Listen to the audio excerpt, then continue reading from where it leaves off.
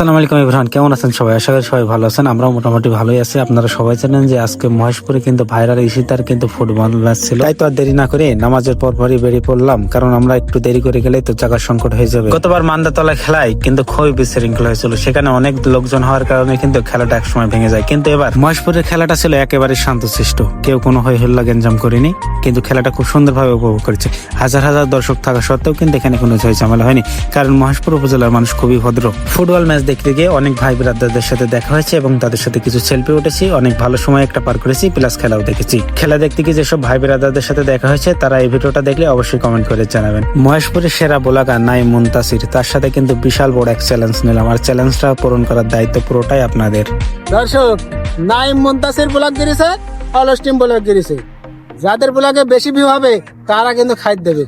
ওই কি দাদা, ঠিক তো? ঠিক আছে, চ্যালেঞ্জ একদম অ্যাকসেপ্ট। যার ব্লগে সবচেয়ে বেশি ভিউ হবে সে খেতে দেবে দুইজনের ভিতরে। আচ্ছা ঠিক আছে, আমাদের ওই ভিউ হওয়ার দরকার নেই, আমরা খাইতে পারবো না, আমরা চাই খাবো, ঠিক আছে? তার ভিড়ে মিলন ভিউ হোক দাদা, খাইতে পারবো অন্তত। তুমি রেডি রাখো। আচ্ছা, আমরা খুব শীঘ্রই আসবো খাতে। আচ্ছা, চ্যালেঞ্জ টার্গেট পূরণ করার দায়িত্ব আপনাদের।